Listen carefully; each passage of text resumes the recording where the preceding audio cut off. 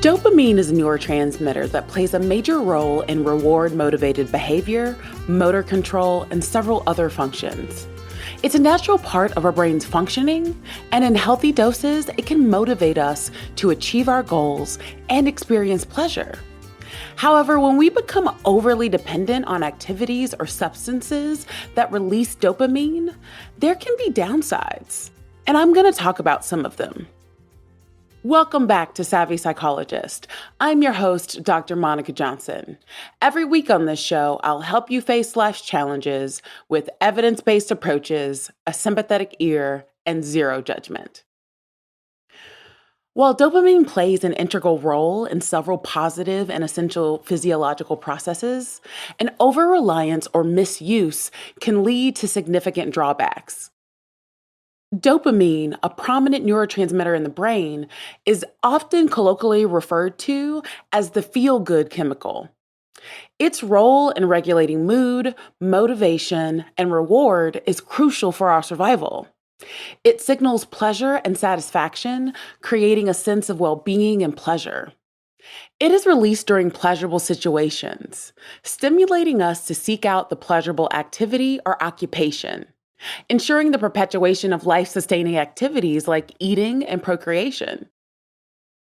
However, like many biological systems, an imbalance, especially an overdependence on dopamine-releasing activities or substances, can have detrimental effects. The first downside we will discuss is desensitization.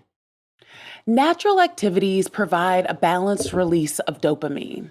However, some substances and behaviors cause an unnatural spike in its release. Over time and with repetition, the brain adapts by reducing dopamine receptors or their sensitivity. This phenomenon, known as desensitization, means that over time, more of the substance or behavior is needed to achieve the same level of pleasure or reward, leading to tolerance. Which is a good segue to my next one: tolerance and escalation. As an individual builds tolerance, they often need to escalate their behavior or substance use to achieve the same dopamine high. This can lead to increasingly risky behaviors or higher doses of substances with escalating negative consequences. Now, you may be wondering, why am I talking about substances and behaviors? Which brings me to my next downside: addiction. At the core of most addictions, be it substance or behavior-based, is the dopamine system. The immediate reward felt from the dopamine release can lead to a reinforcement loop where the brain begins to crave the experience, often at the cost of other essential activities or obligations.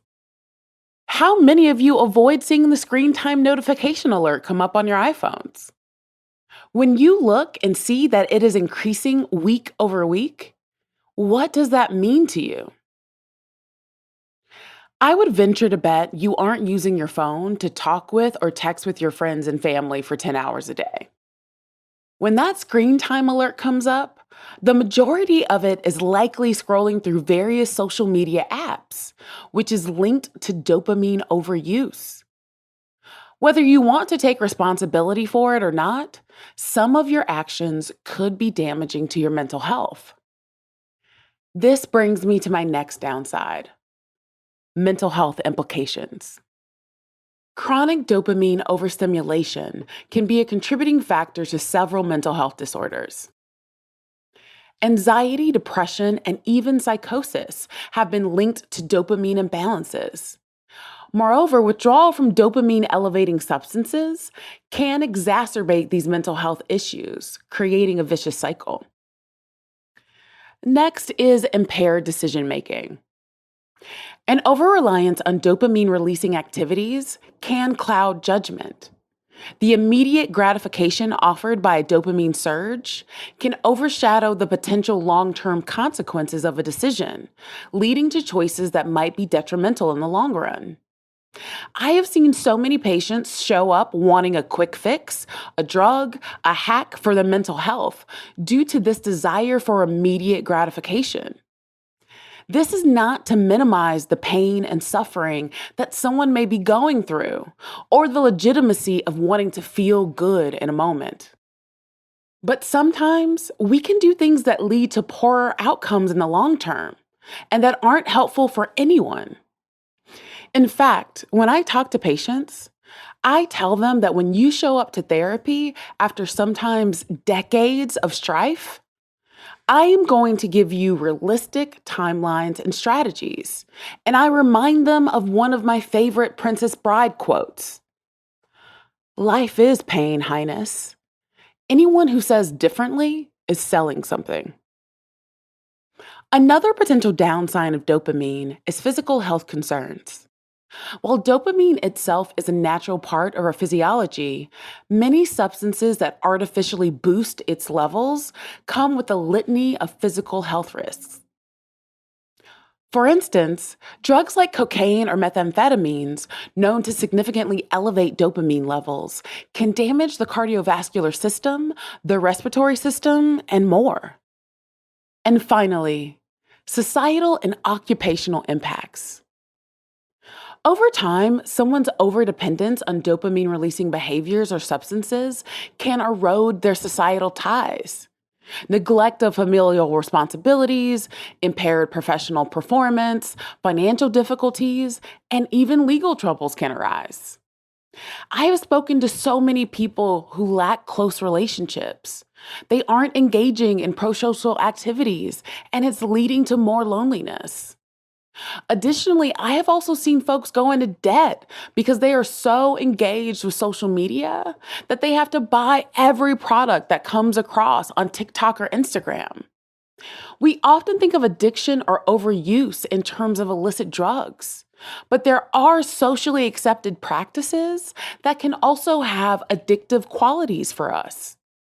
Reducing dopamine dependence involves engaging in activities that promote overall mental and physical health, avoiding instant gratification, and encouraging more prolonged, meaningful, and natural rewards. I know that may not be what you want to hear, but it's necessary to have a balance for your mental health. Here are some activities and strategies to consider. Mindfulness meditation. This practice helps individuals become more aware of their thoughts and behaviors. It can increase resilience to cravings and help break cycles of compulsive behaviors. Additionally, mindfulness meditation can help with being able to sit with unpleasant thoughts or feelings. For example, it's natural to be bored, and it's okay to be bored sometimes. I see so many people who can't stand to sit for more than 10 seconds, and that's an issue. Next is exercise. Regular physical activity is not only good for the body, but also beneficial for the brain. It releases endorphins, which can enhance mood and act as a natural counterbalance to dopamine-driven activities. I hate this fact because I dislike exercise. However, truth is truth, and exercise is super important for your health. It can be as simple as going for a walk, but you need physical activity. Healthy diet. Consuming a balanced diet with whole foods rich in fruits, vegetables, and lean proteins can stabilize neurotransmitter production and reduce cravings for dopamine spiking junk foods. Be aware of your system and speak with professionals to adopt a healthy diet that works for you and you can maintain it long term. Digital detox. Reducing screen time, especially from social media, video games, and constant notifications, can help reduce the constant dopamine hits from these sources. Set a reasonable goal for yourself and work on incrementally reducing your screen time. Engage in hobbies. Taking up hobbies like reading, painting, gardening, or playing a musical instrument can offer prolonged and sustained engagement, unlike quick dopamine-releasing activities. Get off of your tech and get into the world. It's great to have hobbies like these, and it allows you to expand your attentional control, tolerance for frustration, and helps reduce your reliance on instant gratification. One of my classic Dr. J lines is that we want to replace instant gratification with sustained satisfaction. Next is deep work. Dedicated chunks of uninterrupted time to tasks, promoting prolonged focus, and reducing the constant seeking of quick rewards. Social connection. Engage in face to face interactions with family and friends. Genuine human connection can offer deep satisfaction and contentment. Limit stimulants. Reduce the intake of substances like caffeine, sugar, and certain recreational drugs that cause rapid dopamine releases. Which brings us to establishing a routine. Keeping a regular routine, especially for sleep, can help regulate neurotransmitter function and reduce the propensity for seeking dopamine hits at irregular times. As a person in the world, I can tell you to be open to and okay with continually tweaking your regimen. Next up is seek therapy. Cognitive behavioral therapy, or CBT, and other therapeutic approaches can help individuals understand their dopamine-seeking behaviors and develop strategies to cope. One of my favorites is nature exposure. Spending time in nature, whether it's hiking, walking, or just being outside, has been shown to reduce stress and provide a calming effect, moving away from the constant need for stimulation. Next is to limit multitasking. Instead of constantly switching between tasks, focus on one thing at a time. This reduces the need for quick rewards from task completion and enhances deep satisfaction from completing bigger projects. You may work a job that makes this difficult, but you can at least start with limiting multitasking in your personal life in reasonable ways. Gratitude journaling. Focusing on the positive aspects of life and cultivating gratitude can shift focus from constantly seeking more to appreciating what one already has. Reduce access to quick rewards. This can include removing junk food from the home, installing apps that limit social media usage, or even setting up automatic transfers to savings accounts to reduce impulsive spending. It's essential to remember that dopamine itself isn't bad.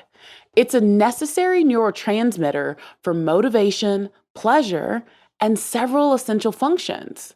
The goal isn't to eliminate dopamine, but to cultivate behaviors that lead to a balanced and sustained release rather than frequent, sharp spikes that promote dependence. Balance is an essential feature of good health. What is one way you want to work on your dopamine dependence? Let me know on Instagram at KindMindPsych. You can also reach out to me via my email at psychologist@quickanddirtytips.com or leave a voicemail at 929-256-2191. The Savvy Psychologist is a Quick and Dirty Tips podcast. It's audio engineered by Steve Rickyberg with script editing by Adam Cecil. Our podcast and advertising operations specialist is Morgan Christensen.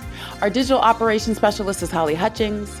And our marketing and publicity associate is Davina Tomlin. Follow Savvy Psychologist on Apple Podcasts, Spotify, or wherever you listen to podcasts. That's all for this episode of Savvy Psychologist. Thanks for listening, and I'll see you next week.